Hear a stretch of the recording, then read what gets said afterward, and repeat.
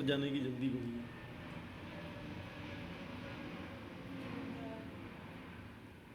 Way ahead for more transparency in the institution for enhancing its credibility. The veto system which was missing in the League of Nations experiment is the biggest strength of United Nations, but also biggest limitation. Strength because this was given on the principle that any decision that United Nations takes must not hurt the core interests of the big powers. Because if it does, then United Nations will go the way League of Nations went. And therefore, it was to ensure that those big powers continue to be in support of sustaining an organization called UN. Now, the limitation again is that any single member, and we have seen, as you mentioned, one after another decisions not being taken, because if one of those 5 countries do not wish to accept that decision, that will not take place. But there are also decisions that get taken place, that get taken. UN peacekeeping, for example, is an interesting example how United Nations has transformed. The idea of peacekeeping does not even exist in the Charter. This came out of UN General Assembly resolution. And in 1990s, when Soviet Union collapsed and Russia was not in position to oppose anything in UN Security Council, we saw one after another UN peacekeeping operations being sanctioned. So early 1990s became a decade of peacekeeping, an explosion of peacekeeping. That led to peacekeeping, which, as I said, was not in the Charter, now becoming the most important activity that United Nations does. And then we saw peacekeeping becoming peacemaking, peace building, peace enforcement, and therefore developing new avatars of what United Nations can go out and do. And now we are talking of something called responsibility to protect, an entirely different doctrine that United Nations Security Council endorses. So United Nations, whenever it has found limitation to work within those structures, including the veto power, as Ambassador Dilip Sinha just mentioned, they find ways of doing the same thing by skirting around or giving new interpretations.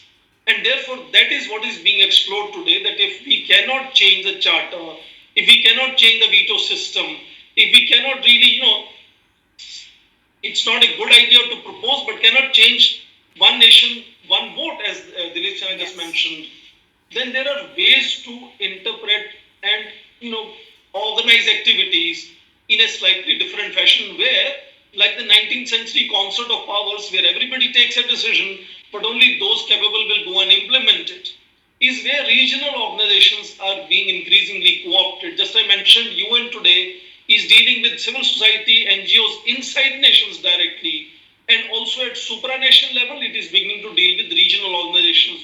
You see, in 1990s, NATO, WTO, European Union, Organization of American States, African Union, they became major players in how United Nations was going out and implementing its decisions and initiatives.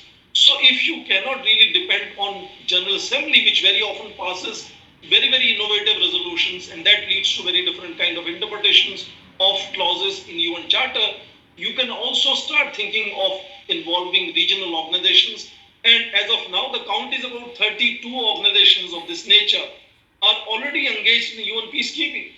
But then there are also organizations like European Union that doesn't think it is part of Charter 2 regional organization.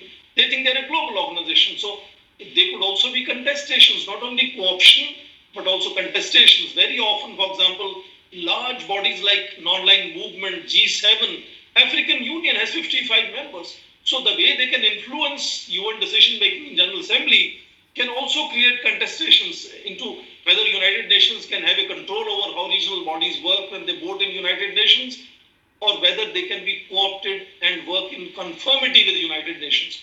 So it is not as much a task for the regional organizations to demand participation. It is the need today of the United Nations to co-opt these very powerful and capable regional organizations. UN today is facing what is called conflict and donor fatigue.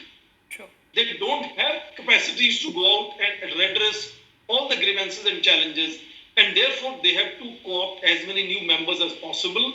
They are co-opting inside nations, NGOs and civil societies directly, like at multinational level, they are also co-opting increasingly regional organizations.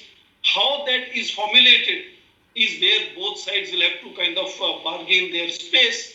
And that is where this brainstorming is significant as to how United Nations, which is supposed to be only organization of nations, can now also increasingly start working together with other possible stakeholders and actors, and regional organizations are emerging as very, very significant stakeholders in that sense. Absolutely. So that's what you're suggesting.